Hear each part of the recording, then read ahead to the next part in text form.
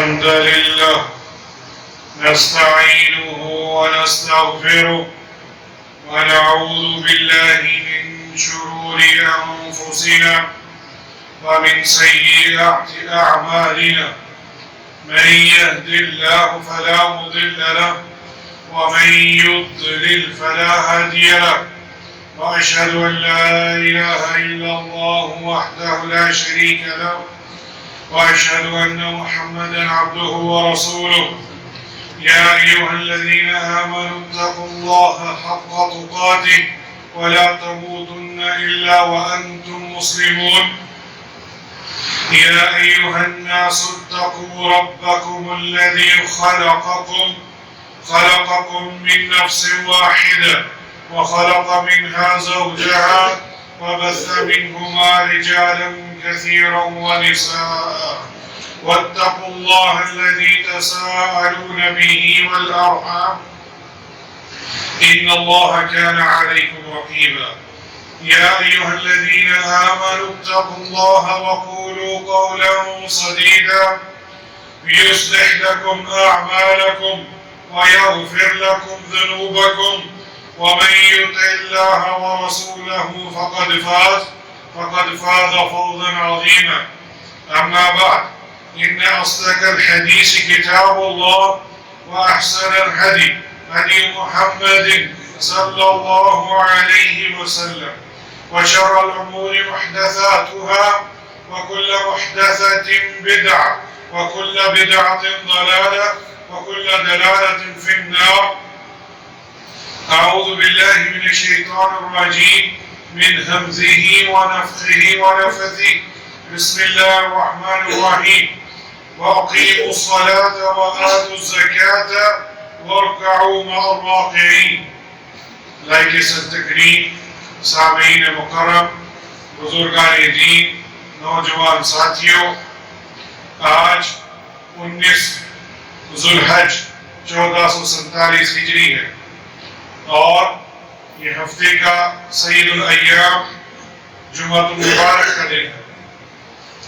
18 ذوالحجہ یہ عثمان بن عفان رضی اللہ عنہ ان کو شہید کیا گیا تھا۔ انشاءاللہ ہم اس پر بھی ایک خطبہ رکھیں گے، لیکن ہمیں اپنی تاریخ کے ساتھ واقفیت چاہیے۔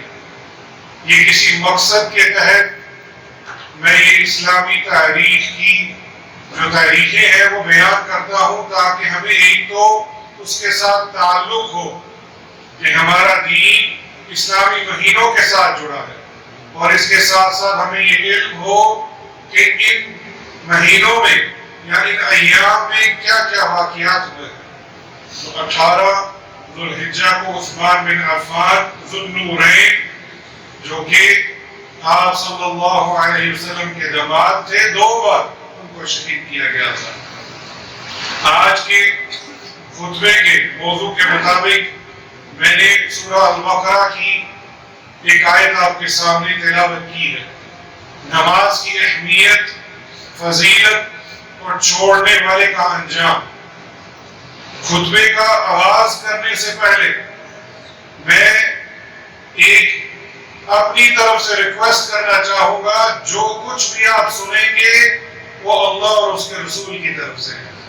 میں کسی پہ فتویٰ نہیں لگا رہا اور نہ ہی مجھے فتویٰ لگانے کا حق ہے، میں اس کا دعوے دار نہیں ہوں، لیکن جو کچھ قرآن اور احادیث مبارکہ میں آئے گا نماز چھوڑنے والے کے بارے میں، وہ اللہ اور اس کے رسول کا بیان ہوگا، اس میں میں اس پر فتویٰ ہرگز نہیں لگا رہا۔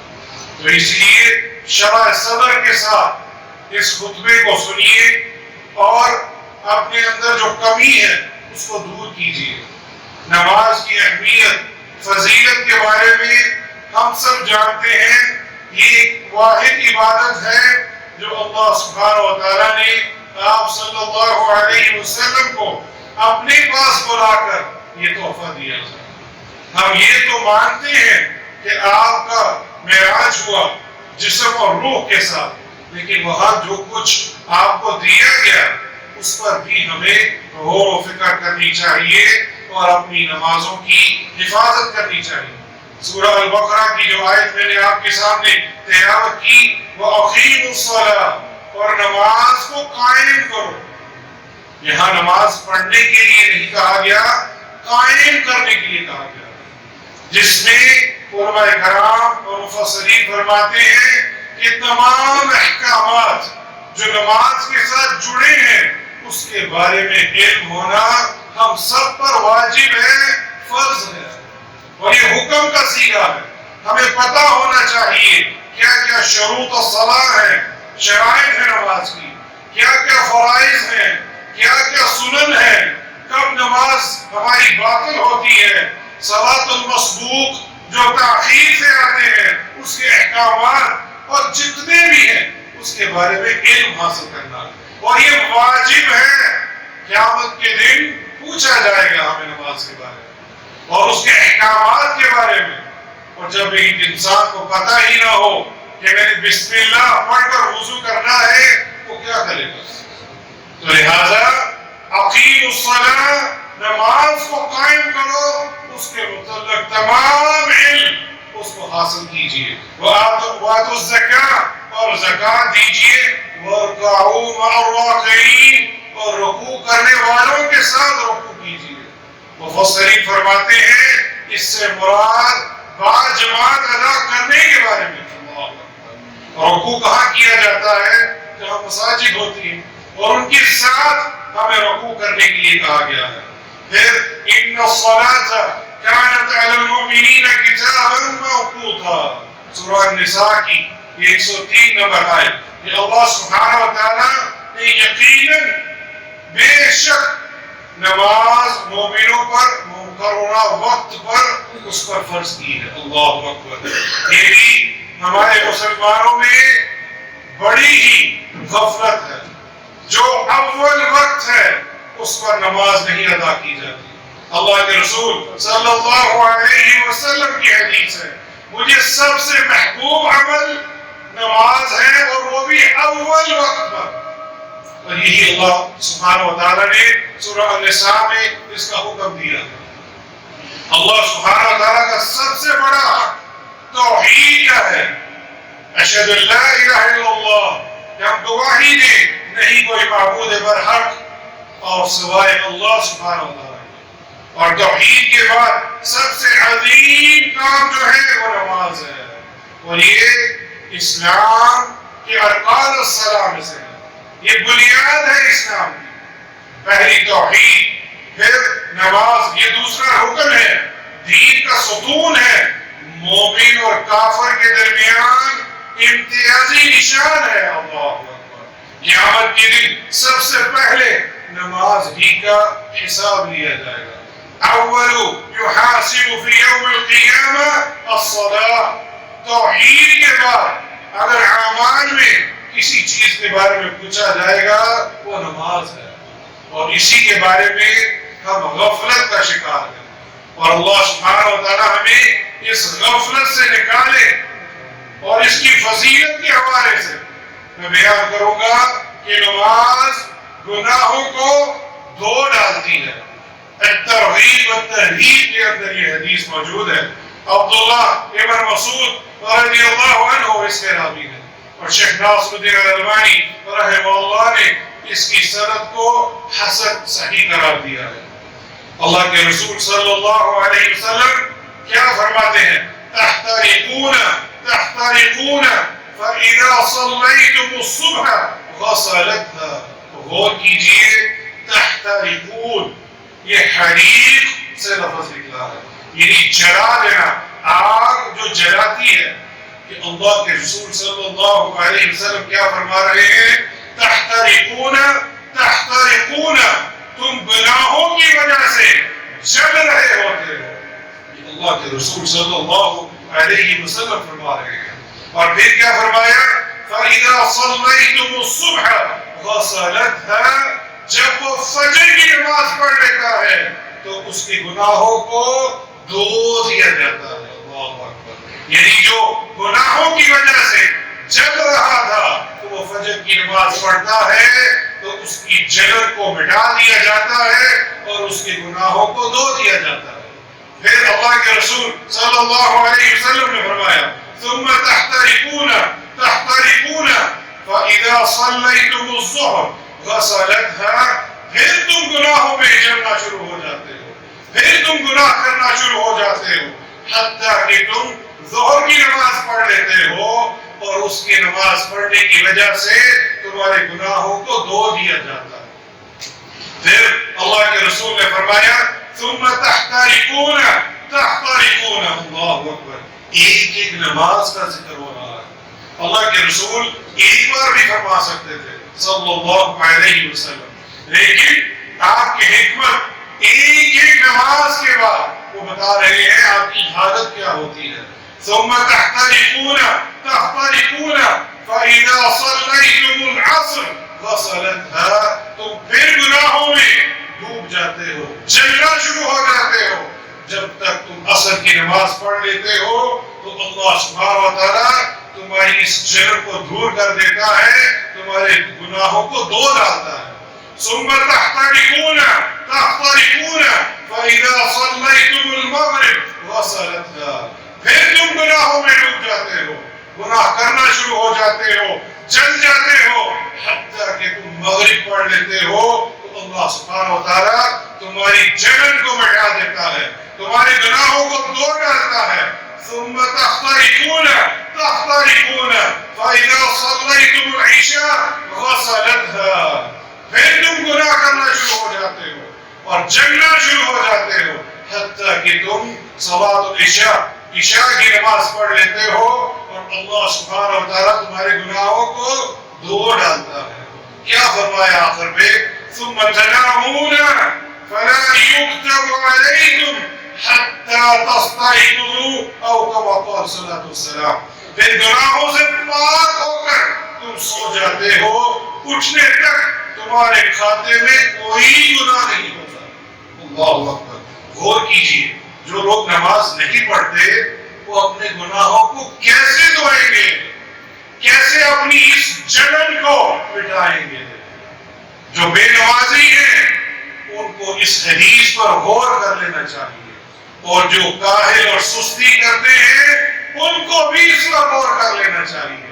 جو 2 نمازیں پڑھ لی، 3 پڑھ لی، 5 نمازوں کا ذکر ہے اور ان 5 نمازوں میں اس کے درمیان گناہ ہوتے ہیں، صغیرہ گناہ یقیناً وہ دھو کے صاف ہو جاتے ہیں اور اللہ کی رحمت سے اگر کوئی توبہ کرے تو اس کے بڑے گناہوں کو بھی معاف کر دیا جاتا ہے۔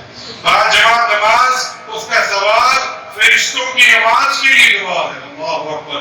ابو ہریرہ رضی اللہ عنہ اس کے راوی ہیں، صحیح مسلم میں یہ حدیث 2 بار آئی ہے، صلاۃ الرجل فی جماعہ تزید علی صلاۃ فی بیتہ وصلاته فی سوقه بدعا و20 درجہ۔ آدمی کی با جماعت ادا کی جانے والی نماز، با جماعت کا ذکر ہو رہا ہے، یعنی نماز جماعت کے ساتھ ہی منسلک ہے، بالخصوص مردوں کے لیے۔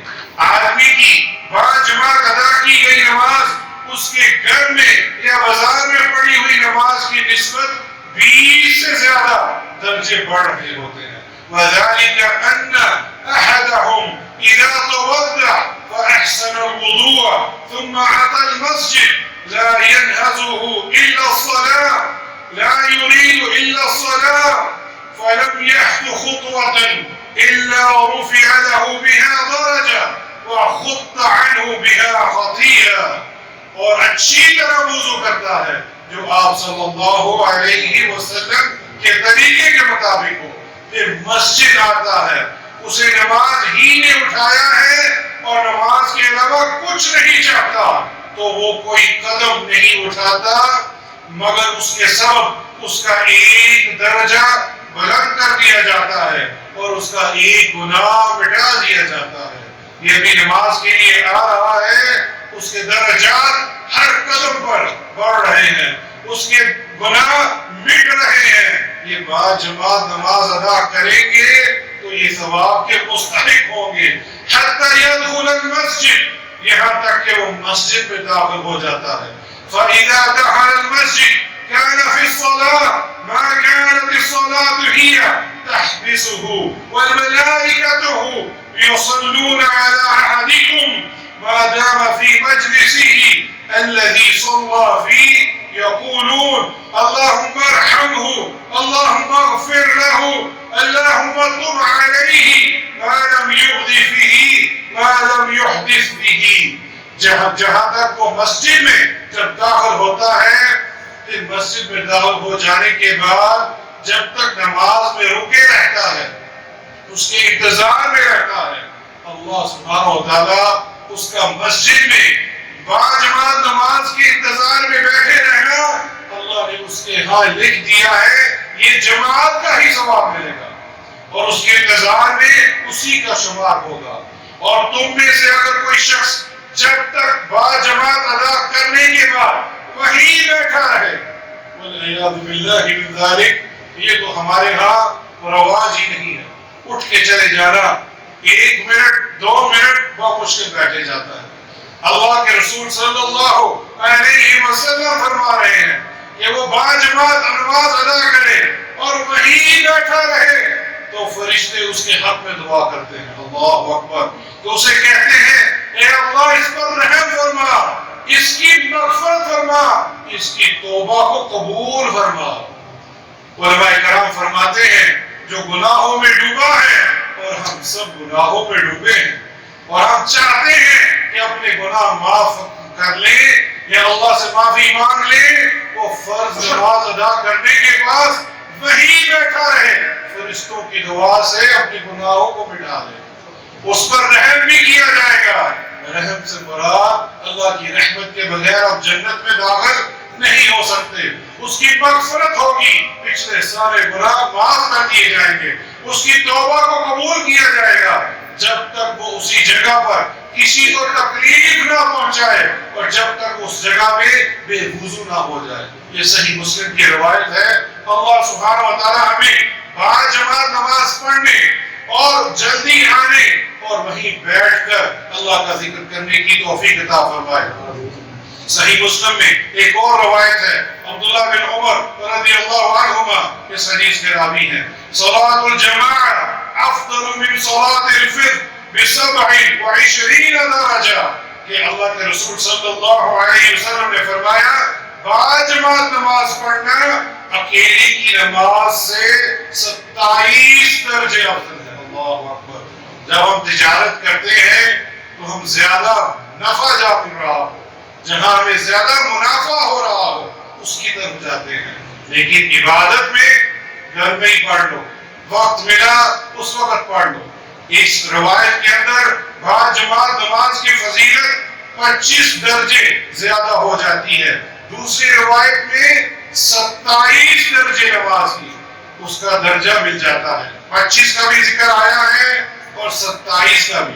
علماء کرام نے اس کی وضاحت یوں کی ہے کہ اللہ سبحانہ و تعالی نے 25 درجے کا ثواب کا انعام دیا ہے، پھر مزید انعام بڑھا کر 27 درجے تک بڑھا دیا ہے. اور بعض علماء نے یوں لکھا ہے کہ نماز کے خشوع کے ساتھ اور وضو کے ساتھ اور طریقہ آپ صلی اللہ علیہ وسلم کے ساتھ اور تقوی کی بنا پر اس کو 25 درجے زیادہ ثواب ملتا ہے یا اس سے بھی بڑھا کر 27 درجے کر دیا جاتا ہے. امام احمد رحمہ اللہ سستی کرتے ہوئے نماز چھوڑنے والے کو کافر کہتے تھے. یہ میرا فتویٰ نہیں ہے.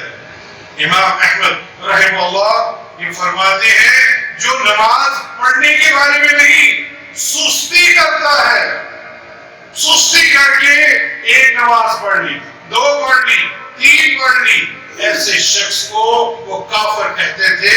یہی موقف کہتے ہیں راجح ہے کتاب و سنت کے دلائل اور سلف و صالحین کا فہم. یعنی صحابہ کرام نے کسی پر کفر کا فتویٰ نہیں لگایا سوائے ایسے شخص پر جو نماز کو چھوڑ دے یا اس میں سستی کرتا ہے. تو سلف و صالحین کا فہم اور صحیح نظر و فکر بھی اسی موقف کی تائید کرتی ہے.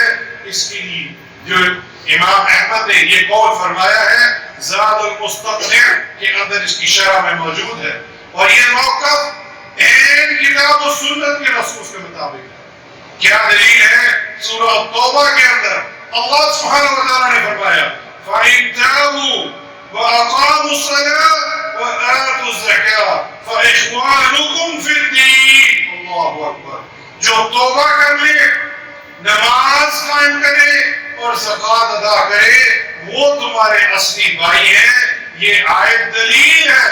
اس طرح بنتی ہے کہ اللہ سبحانہ و تعالیٰ نے ہمارے اور مشرکین کے درمیان دینی بھائی چارے کے قیام کو 3 شروط کے ساتھ جوڑ دیا. پہلا، شرکی امور سے وہ توبہ کر لے، نماز کو قائم کرے اور زکوٰۃ ادا کرے. یہ تینوں امور چاہیے. اس کی تفسیر میں فرماتے ہیں اگر کوئی شخص مشرک ہے یا شرک کرتا ہے اس سے توبہ کر لے لیکن نماز اور زکوٰۃ کا اہتمام نہ کرے تو وہ تمہارا دینی بھائی نہیں ہے. اسی طرح وہ نماز کو تو قائم کرتا ہے، شرکی امور کو بھی چھوڑتا ہے، لیکن زکوٰۃ ادا نہیں کرتا تو پھر بھی وہ تمہارا بھائی نہیں. تو یہ بات واضح ہے کہ دینی اخوت اس وقت ختم ہوتی ہے جب انسان دین سے کلی طور پر باہر نکل جائے. محض فسق اور کبیرہ گناہوں سے دینی اخوت ختم نہیں ہوتی. یعنی کبیرہ گناہ کرنے سے اس کی اخوت بھائی چارہ ختم نہیں ہوتا. بھائی چارہ کب ختم ہوگا؟ یا تو وہ شرک کرے گا یا نماز کو چھوڑے گا یا اس پر زکوٰۃ واجب ہے اس کو ترک کر دے تو پھر وہ آپ کا بھائی نہیں ہے، وہ دائرہ اسلام سے خارج ہے. یہ چیز اللہ سبحانہ و تعالیٰ نے سورہ مدثر کے اندر بھی بیان کی ہے. آیت نمبر 40 سے لے کر 46 تک جنت والے جہنم سے پوچھتے ہیں فی جنات یتساءلون عن المجرمین ما سلککم فی سقر. اللہ سبحانہ و تعالیٰ نے اس پر مہر لگائی ہے کہ جو جنت میں چلے گئے، جنت میں اپنی باغات میں رہ رہے ہیں، وہ پوچھتے ہیں گنہگاروں سے. کون گنہگار ہے؟ جو جہنم میں ہے. ما سلککم فی سقر، تم اس سقر کے اندر، سقر یہ جہنم کا ایک درجہ ہے جہاں بے نمازی جائیں گے جو نماز نہیں پڑھتے تھے، کہ تمہیں جہنم میں سقر کے اندر کس چیز نے ڈالا؟ قالوا لم نک من المصلین. پہلا عذر کہ ہم نے اللہ کے ہاں نماز نہیں پڑھی تھی. یہ ان کا گناہ تھا. اس گناہ کی وجہ سے وہ کہاں گئے؟ جہنم میں. یہ کون کہہ رہا ہے؟ اللہ سبحانہ و تعالیٰ سورہ مدثر کے اندر. جا کے پڑھیے آیت نمبر 40 سے لے کر 46 تک. پھر کیا فرمایا؟ وَلَمْ نَكُ نُطْعِمُ الْمِسْكِينَ. دوسرا گناہ کہ ہم مسکینوں کو کھانا بھی نہیں کھلاتے تھے. اللہ نے مال و دولت دی تھی، فراوانی تھی، لیکن وہ مسکینوں اور فقیروں کو کھانا نہیں کھلاتے تھے. وَكُنَّا نَخُوضُ مَعَ الْخَائِضِينَ. اور ہم، یہ لفظ میں بولنا نہیں چاہتا، بحث و تکرار یا ہم بکواس کرتے تھے. کیوں؟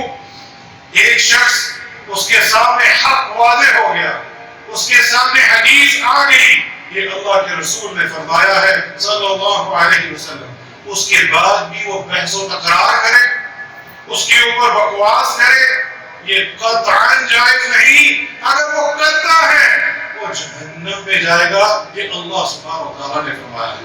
اور چوتھا گناہ وَكُنَّا نُكَذِّبُ بِيَوْمِ الدِّينِ. اور ہم قیامت کے دن کو جھٹلاتے تھے. اور یہ ہر وقت ہونا چاہیے. اپنی زبان سے، اپنے عمل سے ہمارے اندر ڈر ہونا چاہیے کہ کہیں قیامت کے دن میں پکڑا تو نہیں جاؤں گا. پھر اللہ سبحانہ و تعالیٰ نے آگے یہ بھی مہر لگا دی ان کے لیے کسی بھی قسم کی شفاعت نہیں ہے. اللہ اکبر. یہ نہ سمجھ لینا کہ میں بے نمازی ہوں اور نماز نہیں پڑھتا تو اللہ کے رسول صلی اللہ علیہ وسلم میری شفاعت کر لیں گے. ہرگز نہیں. اللہ کے رسول صلی اللہ علیہ وسلم کی شفاعت صرف توحید والے کے اوپر اور نماز پڑھنے والے کے اوپر، اور اگر اس اس پر زکات بھی ہے اس کے اوپر واجب ہوگی. جو ارکان الصلاۃ ہے اگر وہ کرتا ہوگا اس شخص کے لیے اللہ کے رسول شفاعت کریں گے، وگرنہ وہ کسی ایسے بے نمازی اور مشرک کے لیے شفاعت ہرگز نہیں ہوگی. اسے کسی بھی قسم کی شفاعت کوئی فائدہ نہیں دے گی. بے نماز کو معاف کرنے کا اللہ سبحانہ وتعالیٰ کے پاس کوئی عہد، کوئی وعدہ نہیں ہے. اللہ اکبر.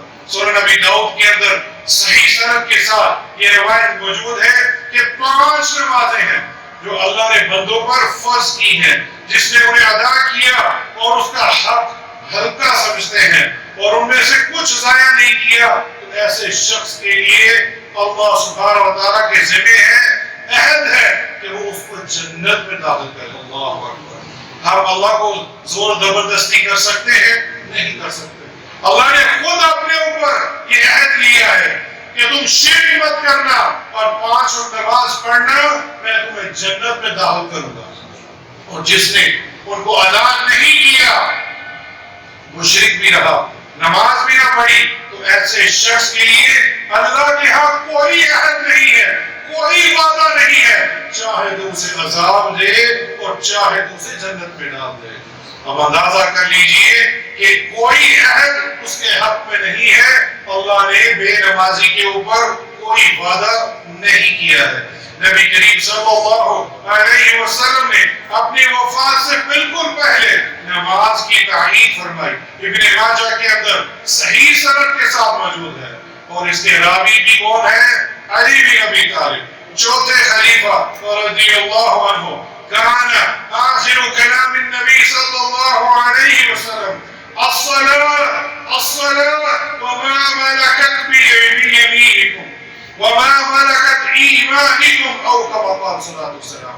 حضرت علی رضی اللہ عنہ وہ فرماتے ہیں کہ میں نے اللہ کے رسول صلی اللہ علیہ وسلم کو آخری ایام میں جب ان کی وفات ہونی تھی اس سے پہلے یہ فرماتے ہوئے سنا ہے کہ نماز اور تیرے غلام جو تیرے ماتحت ہیں. اللہ اکبر. ہمارے ہاں والدین اگر نصیحت کر کے جائیں تو ہم اس کی نصیحت کو بھولتے نہیں ہیں، اور ہم اللہ کے رسول صلی اللہ علیہ وسلم کی محبت کا زبان سے تو دعویٰ کرتے ہیں، لیکن عمل کر کے کب دکھائیں گے؟ اللہ کے رسول کی یہ وصیت، اس کو پکڑ لیجئے، نماز اور تیرے ماتحت جو کام کرنے والے ہیں. اسی طرح بے نمازی اس کا انجام فرعون، ہامون، حامان، قارون، ابی بن خلف کے ساتھ ہوگا. والعیاذ باللہ من ذلک. یہ بدترین انسان ہے. فرعون بھی، حامان بھی، قارون بھی، ابی بن خلف بھی. مسند احمد کے اندر یہ صحیح سند کے ساتھ موجود ہے کہ النبی صلی اللہ علیہ وسلم انه ذكر الصلاة يوما بين اصحابه فقال من حافظ عليها كانت له نورا وبرهانا ونجاة يوم القيامة. جس نے نماز کی حفاظت کی تو تم نماز کے لیے قیامت کے دن نور ملے گا. نور چاہتے ہو تو نماز پڑھ لو، برہان ملے گا اور اس کے ذریعے نجات بن جائے گی. من حافظ علیہا، اور جو حفاظت کرتا ہے اور جو نہیں کرتا. ومن لم يحافظ عليها لم يكن له نورا ولا برهانا ولا نجاة. اور جو نماز نہیں پڑھتا، اس کی حفاظت نہیں کرتا، اس کو کوئی نور نہیں ملے گا، اس کو کوئی برہان نہیں ہے اور اس کا کوئی نجات نہیں ہوگا. وحشر يوم القيامة مع الفرعون وهامان وقارون وأبي بن خلف. اس کا قیامت کے دن فرعون کے ساتھ، حامان کے ساتھ، قارون کے ساتھ اور ابی بن خلف کے ساتھ اس کا حشر ہوگا. وہ انہی کے ساتھ اٹھایا جائے گا. یہ سب کافر ہے. بے نمازی کو اپنے گریبان میں جان لینا چاہیے کہ وہ اللہ کے رسول کے ساتھ اپنے آپ کو یا صحابہ کرام یا سلف الصالحین کو قیامت کے دن اپنے ساتھ دیکھنا چاہتا ہے، یا نماز چھوڑ کے فرعون بدترین شخص، حامان، قارون اور ابی بن خلف اس کے ساتھ دیکھنا چاہتا ہے۔ نبی کریم صلی اللہ علیہ وسلم نے ارادہ فرمایا کہ بے نماز کا گھر جلا کر راکھ کر دو۔ امام بخاری اس حدیث کو لائے ہیں، لیس الصلاۃ افضل علی المنافقین من الفجر والعشاء ولو يعلمون ما فيهما لأعطوهما ولو حظوا۔ کہ نبی کریم صلی اللہ علیہ وسلم فرمایا منافقین پر فجر کی اور عشاء کی نماز سے زیادہ کوئی نماز باری نہیں ہے۔ اگر انہیں معلوم ہوتا کہ اس کا ثواب کتنا ہے وہ چل نہ سکتے، گھٹنوں کے بل گھسیٹ کر آتے۔ اور میرا تو ارادہ ہو گیا ہے کہ میں مؤذن کو اذان کے لیے کہوں اور پھر تکبیر کے لیے کہوں، پھر میں کسی کو نماز پڑھانے کے لیے کہوں اور خود آگ کا شعلہ اس کی مشعل جلا کر باہر نکلوں اور جس گھر میں مرد لوگ موجود ہیں اس گھر کو میں جلا کر راکھ کر دوں۔ یہ رحمت العالمین ہے۔ لیکن جہاں دین کی بات آ جائے گی وہاں کوئی رحم نہیں ہوگا۔ جو مرد گھروں میں رہتے ہیں نماز کے لیے نہیں آتے، اللہ کے رسول صلی اللہ علیہ وسلم نے اس کے گھر کو جلانے کا وعدہ کیا ہے۔ اسی طرح انس بن مالک رضی اللہ عنہ نماز چھوڑنے پر رو پڑے۔ امام زہری بیان کرتے ہیں دمشق میں انس بن مالک رضی اللہ عنہ کی خدمت میں گیا، آپ اس وقت رو رہے تھے۔ میں نے عرض کیا کیوں رو رہے ہو؟ تو انہوں نے فرمایا نبی کریم صلی اللہ علیہ وسلم کے عہد کی کوئی چیز اس نماز کے علاوہ اب میں نہیں پاتا، اب اس کو بھی ضائع کرنا شروع کر دیا ہے۔ یہ وہ عہد ہے صحابہ کرام کا، اس وقت بھی لوگوں نے اس عہد کو چھوڑنا شروع کر دیا تھا۔ اقول ما تسمعون واستغفر الله لي ولكم من كل ذنب فاستغفروه انه هو الغفور الرحيم۔ الحمد للہ والصلاة والسلام على رسول اللہ، اما بعد۔ اللہ کے رسول صلی اللہ علیہ وسلم کی چند اور حدیثیں اور آیات آپ کے سامنے جلدی پیش کر دیتا ہوں۔ اللہ کے رسول صلی اللہ علیہ وسلم نے فرمایا ان بین الرجل و بین الشرک والکفر ترک الصلاۃ۔ آدمی اور شرک اور کفر کے درمیان فرق صرف نماز کو چھوڑنے کا۔ اللہ اکبر۔ شرک اور کفر اور اس طرف نماز۔ اگر کوئی اسلام میں رہنا چاہتا ہے اور شرک اور کفر سے اپنے آپ کو چھوڑنا چاہتا ہے اس کے درمیان صرف نماز ہے۔ اسی طرح ایک اور روایت میں اللہ کے رسول صلی اللہ علیہ وسلم نے فرمایا، امام ترمذی اور امام نسائی لے کر آئے ہیں، العہد الذی بیننا وبینہم الصلاۃ فمن ترکہا فقد کفر۔ ہمارے اور ان کے درمیان عہد صرف نماز ہے، جس نے اسے چھوڑ دیا اس نے کفر کیا۔ لہذا ہر مسلمان مرد اور عورت پر لازم ہے کہ پانچوں نمازوں کو بالخصوص مردوں کو باجماعت ادا کرنے کی توفیق عطا فرمائے، اس پر پابندی ہو، انہیں وقت پر ادا کرے۔ مرد حضرات مسجد میں جماعت کے ساتھ نماز ادا کریں اور اہل و عیال کو بھی نماز کی تلقین کریں۔ اللہ سبحانہ و تعالیٰ نے سورہ طٰہٰ کے اندر فرمایا ہے وَأْمُرْ أَهْلَكَ بِالصَّلَاةِ وَاصْطَبِرْ عَلَيْهَا، اپنے گھر والوں کو نماز کا حکم دو اور خود بھی اس پر ثابت رہو۔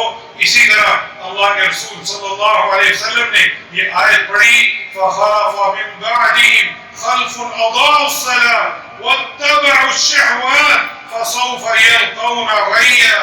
پھر ان کے بعد ان کی نالائق اولاد نے ان کے جانشین بنی جنہوں نے نماز کو ضائع کر دیا۔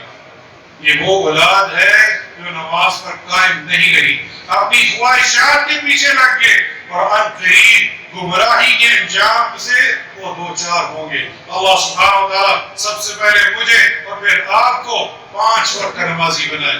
ان اللہ وملائکتہ یصلون علی النبی یا ایھا الذین آمنوا صلوا علیہ وسلموا تسلیما۔ اللهم صل على محمد وعلى آل محمد كما صليت على إبراهيم وعلى آل إبراهيم إنك حميد مجيد۔ اللهم بارك على محمد وعلى آل محمد كما باركت على إبراهيم وعلى آل إبراهيم إنك حميد مجيد۔ اللهم اجعلنا من المحافظين على الصلوات۔ اے اللہ ہمیں 5 نمازوں کی حفاظت کرنے والوں میں بنا۔ ہم باجماعت نماز کرنے والوں میں بنا. یا اللہ آپ صلی اللہ علیہ وسلم کے طریقے کے مطابق نماز پڑھنے کی توفیق عطا فرما. یا اللہ ہمیں پانچوں نمازوں میں باجماعت میں شریک ہونے کی توفیق عطا فرما. اللهم اصلح احوال المسلمين واغفر للمؤمنين والمؤمنات الاحياء منهم والاموات. یا اللہ جو بیمار ہیں ان کو شفاء کاملہ اور عاجلہ عطا فرما. جو پریشان ہیں ان کی پریشانیوں کو دور فرما. یا اللہ جو بے نمازی ہیں ان کو 5 وقت کا نمازی بنا. یا اللہ ہمارے گناہوں کو معاف فرما. یا اللہ اس دین کو پڑھنے کی توفیق عطا فرما. یا اللہ نماز کے ساتھ جتنے بھی احکامات ہیں اس کو پڑھنے کی توفیق عطا فرما. اللہم اغفر لی ذنبی کلہ دکہ و جلہ و اولہ و آخرہ و علانیتہ و سرہ. یا اللہ جن کے والدین بیمار ہیں یا اللہ ان کو شفاء کاملہ اور عاجلہ عطا فرما. جن کے والدین وفات پا چکے ہیں یا اللہ ان کی قبر کو جنت کا باغ بنا. یا اللہ جن کے والدین حیات ہیں ان کو ایمان والی صحت والی زندگی عطا فرما. اللهم انفعنا بما علمتنا وعلمنا ما ينفعنا وزدنا علما. ربنا آتنا في الدنيا حسنة وفي الآخرة حسنة وقنا عذاب النار. ربنا اغفر لي ولوالدي وللمؤمنين يوم يقوم الحساب. ربنا تقبل منا إنك أنت السميع العليم وتب علينا إنك أنت التواب الرحيم. عباد الله إن الله يأمر بالعدل والإحسان وإيتاء ذي القربى وينهى عن الفحشاء والمنكر والبغي يعظكم لعلكم تذكرون. وأقيموا الصلاة.